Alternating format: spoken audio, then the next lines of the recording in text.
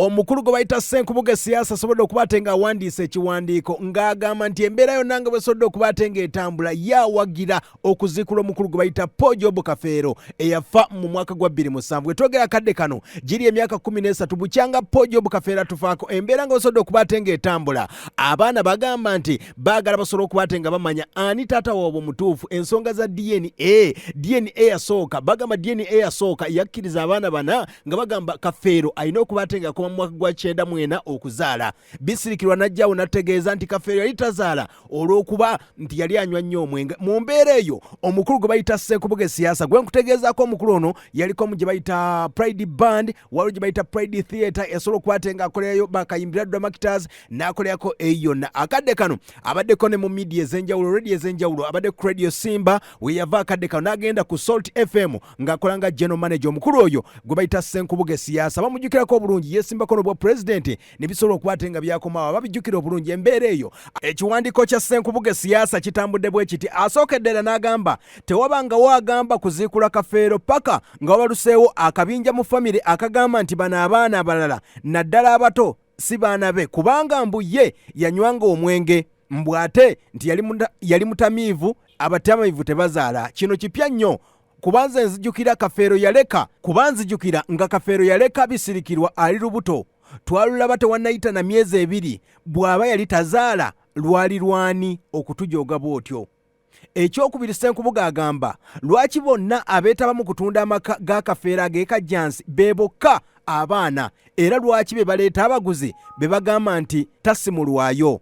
Ekyokusatu omukulu Senkubuge ayongerako n'agamba lwaki DNA yasooka yasuula buli mwana eyeetantala okugendayo nga teyali kubaatunda. Ekyokuna ayongerako n'agamba lwaki abaguzi abagula ekajjansi ate be bali ne mu bya DNA. Omukulu Senkubuge Siasa ekyokutaano ayongerako n'agamba singa bakkiriza nti bonna baana ebyokusimula awo we bikoma ne tebasobola kubanga kiba kisazaamu endagaano yaabwe gye baakola n'eyatunda ekajjansi n'enkoko njeru n'emasaaba. Muwoza tebamusimulayo mukimanyi nti n'ekijja eky'emasaaba kiri mu lusuubo nti omuyindi bamuwaliiza okulimirako ebikajjo era nga baagala okuggulirawo ddala. Bwe banaamala okuggalawo awo bajja kuba bamaze okubasasula basibewo enjegere zonna. Kati awo munaabo mugamba ono Golden Boy of Africa Kafeero asimulweyo. Senkubuge Siasa ayongerako n'agamba Kafeero asimulweyo tufune obutuufu bw'abaana. Abaana bwe bakakasibwa nti waliwo abateebuuzibwako nga batunda ebyasooka kiba kisazaamu endagaano zonna ezaasooka okusumulayo kutaasa Kafeero n'ebintu bye. Ye abaana abasaba ba maama baabwe bataata abapya babajjeewa. Temutya tugume si yasoose. Yese Arafati bamuziikula, Abraham Lincoln bamuziikula, Christopher Columbus bamuziikula, Oliver Cromwell bamuziikula ne Ssekabaka Muteesa bonna basimulwayoko. They give us no option. Anjagala ndi makindye. Omukulu bw'asobodde okuba ate nga awandiika ekiwandiiko ekibadde kinene nnyo n'ensobola okuba ate nga mmenyamenyamu kubamu abasobodde okuba ate nga agamba. Omukulu Senkubuge Siasa oyinza kuba ate nga omuyisaamu maaso olw'ebiwandiiko byasobodde okuba ate nga awandiika ebyo n'ebigambo byawandiise mu mbeera. Paulo Kafeero yali munywanyiwe abajjukira obulungi mu mwaka gwa 1996 embeera nga yatambula ayina ekivulu kyasobola okuba ate nga ategeka wakati wa Livingstone Kasozi ne basudde ekivulu ekyo nga basiibula omukulu Livingstone Kasozi. Era Kafeero yali munywanyi waabwe nnyo okuli omukulu gwe bayita Mandeevu, okulu gwe bayita Ndawusi, omukulu gwe bayita Senkubuge Siasa, Benon Kibuuka bonna baali bakwano bwe nnyo. Kati omukulu Senkubuge Siasa yagambye azikulweyo mu mbeera nga basobodde okuba ate ng'etambula. Bangi nnyo abawaayo endowooza zaabwe ez'enjawulo abasajja ab'amaanyi mu byamawulire. Omukulu Wamala Balunaba asobodde okuba ate ng'ategeeza nti okuwabula eri abaana ba Paulo Kafeero emyaka kati giri 13 okuva omuyimbi waffe Prince Paulo Kafeero lwe yatuva ku maaso lwe tutuukidde olunaku olwaliro ng'amaka mulimu ensasagge naddala ku by'obugagga omugenzi byaleka. Njagala abaana bamulekwa okubawabula bwe nti temugeza ne muziikula kitammwe emasaaba gye mwamuziika nti simanya mukebera DNA taata wammwe mumuleke awummule mirembe. Ekyokubiri ebintu kitammwe bye yaleka nga byakubayambanga abaana tewali nsonga zibatundisa mutunde ebyammwe bye mukoze ng'abantu. Ekyokusatu teri mwana alaga muzadde we kika wabula omuzadde yalaga omwana ekika. bonna kitammwe be yabalaga nti baana be yassa mu kiraamo ne be yalaga abooluganda tewali kummwe alina buyinza kububajjako. Omukulu ayongerako n'agamba okuzaalibwa bamaama ab'enjawulo tekibajjaako kuba nti muli baaluganda, kuba muzaalibwa taata omu. Mwegendeza abasaakaanya n'abawagawaga famire yammwe ne bwe natabanguka ebintu byonna ne biggwaawo ate bajja kuseka. Ekyomukaaga mutwale ekyokulabirako abaana ba Hamani basudde. Yali mukwano gwa kitammwe nnyo. Kitabo yazaala abawerako ne bagezezzaako okuzimbangana mu kifo eky'okwenenya mu lujjudde. Ekyomusanvu muwe kitammwe ekitiibwa mumuleke awummule mirembe era temumuziikula. Mujjukire nti omuntu afa mubiri naye omwoyo gusigala gulaba ebigenda mu maaso. Mbasaba musome ebigambo bino n'obwegendereza era mufumiitirize. Yenze Wamala Balunaba. Ebimu ku byayogedde ebigambo ebyo ye okuwabulako omukulu oyo gwe basobodde okuba ate nga bayita Balunaba, omu ku baali abawagizi b'omukulu Paulo Kafeero eyasobola okuba ate nga naye agamba ensonga zo, agamba ye takiwagira ekyokuziikula. Omukulu Senkubuge Siasa yavuddeyo n'agamba nti akuwagira olw'embeera nti abaana beesosodde. Mu mbeera eno waliwo n'omukulu bamuyita Kikomeko Abudu Yekolera, oba oyinza omuyita Yekolera music analyst, asobodde okuba ate nga awendowooza ye n'agamba nti naye ali ku sayidi ya Senkubuge Siasa ng'agamba awendowooza ye ku bigambo bino wammanga nga wasobodde okuba ate nga mpeereza ekiwandiiko. Agambye nti mu kiwandiiko ekyenyiike agambye nti Kafeero aziikulwe. Bantu bannange mwenna munyiigidde olw'okuwagira ekya Kafeero okuziikulwa. Mbeetondera naye kyekiyina okukolebwa. Abaana abeeyita abaana ba Kafeero baatunda amaka ga Paulo Kafeero agasangibwa e Lweza. Bano abalala 10 bwe bagezaako okulwana balema okutunda ne babagamba mmwe taata si yabazaala. Bano n'abalala 10 ne beekubira enduulu ewa Administrator General n'ababuuza abaana nti mukakasa nti bano abalala 10 si baganda bammwe? Kobbo nti ye si baganda baffe. Administrator General kwe kusalawo Kafeero aziikulwe. Wabula n'abagamba nti eyagula ennyumba mujja kumuddiza ssente ze singa kinaazuulwa nti ku bano abaana 10 n'abagwamu kuliko owa Kafeero.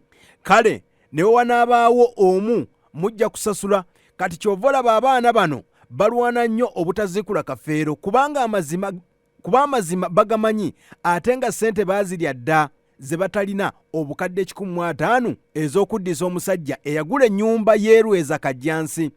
Omukulu Yekolera ayongerako n'agamba nti mpozi n'ekirala ne wabaawo abaana 4 abaasalawo okuboola bannaabwe omuli abaana ba Kafeero era nga gwe linda omusaayi bwe gunadda ensi ejja kuyuguuma. Waliwo n'omwana asiiba ku TV ng'akola interview ate oyo teyaliyogedde kubanga ebinaava mu musaayi bwe binaafuluma agenda kwetuga. Kano kaabagezi. Omukulu Yekolera ayongerako n'agamba nti kano kaabagezi gwategeeza ye munywanyi gwe bayita Swaziniga ng'agamba nti bingi nnyo ebimwogeddwako era nga bagamba nti ye maama we y'omu ku nsonga za Bulandina ze baawulira. Kikomeko ayongerako n'agamba nti sayidi ye ne tayagala kuziikula esasula miidiya okulwanyisa kye bayita okutataaganya eddembe lya Kafeero nga bamuziikula kubanga bakimanyi nti teri Munnayuganda yandiyagadde kuziikula Kafeero. Abayimbi abo bennyini abalwana Kafeero alema okuziikulwa bulijjo ensonga zino bazimanyi. Baali bakozeewo ki ekyamazima? Lwaki mwagala kamera? Yekolera ayongerako n'agamba nti Samisa Semakula ddala Paulo yali mukwano gwo era nsuubira yeggwe omuntu aba asembayo okwogera ne Po naye era nkakasa era okkiriza nti Paulo teyalina baana bana bokka. Wabuuziza nti omwana azaalira atya kitaawe?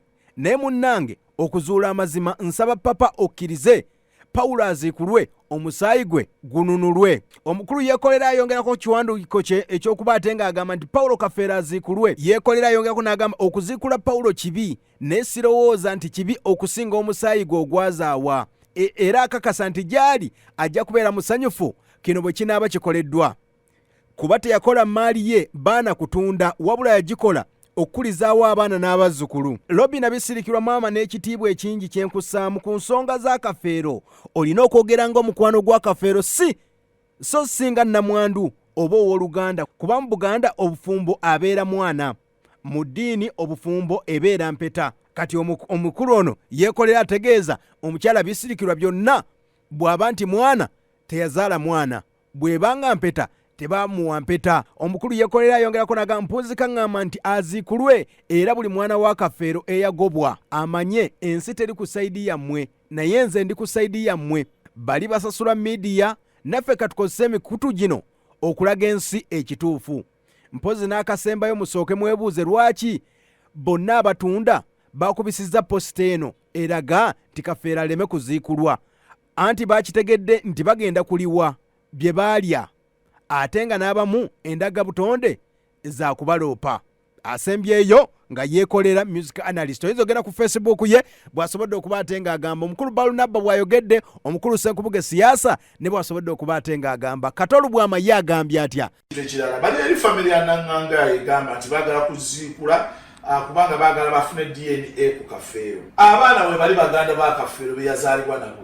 Bawo bagende ku DNA bakozesa. Tata wa Kafeero yakufa. Bagende baziikule tata wa Kafeero babaga. Ne Kafeero bamuleke disturbing the dead.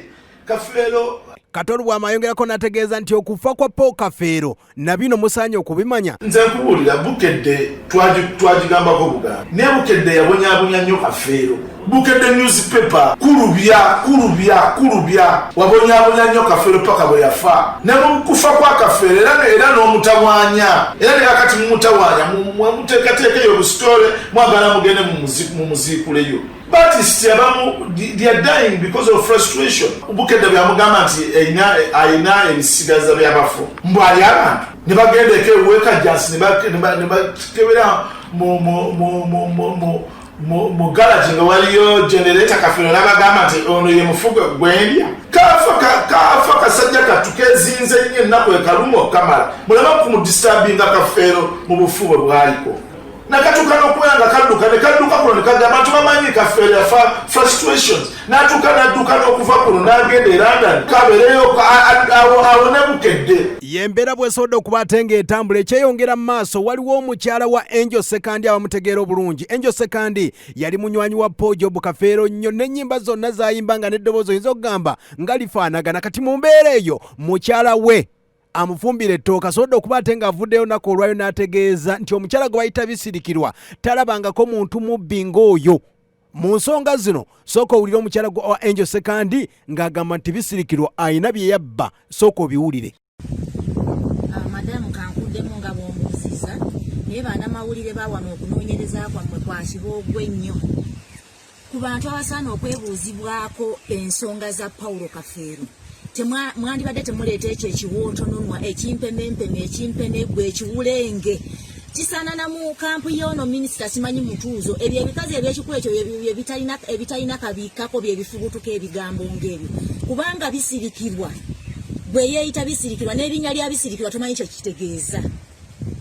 Omukazi yalaga omwana kitaawe nannozi yafanga alaze Kafeero naŋŋanga nti ye kitaawe. Bwe Bisirikirwa olina buyinza ki obudda ku linnya ly'omusajja lye yakolerera ebbanga mu ddakiiko gy'oli yoonoone ku mpewo nti yali Munnarwanda.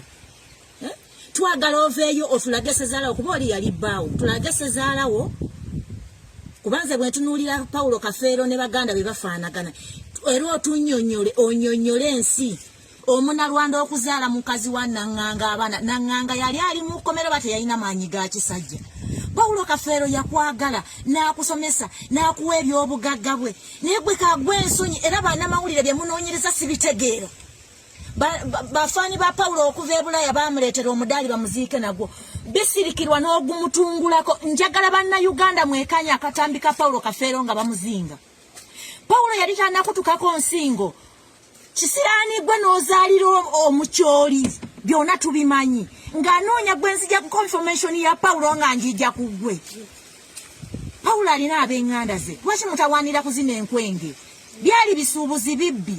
Nze ayogedde akwanukula nze Justine Sekandi mukyala Angel Sekandi eyayimba empologoma y'emagere. Ye mukyalo oyo mukyala wa Angel Sekandi eyayimba empologoma y'emagere agambye nti Bisirikirwa gwe ensonga zino tolina zibeeramu wadde n'aka yembeera bw'esobodde okuba ate ng'etambula. Lutalo lwa Paulo Kafeero bikyagenda maaso kwe kumukunoonyereza kwesobodde okuba ate nga tukola olunaku olwaleero. Abamu bagamba batya aziikulwa taziikulwa. Abamu ku bannamawulire abagundiivu nga bw'owawulidde Senkubuge Siasa asobodde okuba ate ng'agamba yagamba bamukubeko enkumbi bamuggyeyo ate ng'omukulu Wamala Balunaba asobodde asobodde okuba ate ng'alungamya abaana nti tebageza. Ate omukulu Kikomeko Yekolera ng'agamba yaawagira Paulo Kafeero bamuziikule. Mbeera bw'esobodde okuba ate ng'etambula ebyakatolomoma mu biwulidde byonna nga bisobodde okuba ate nga bitambula. Katuddiŋŋana olundi.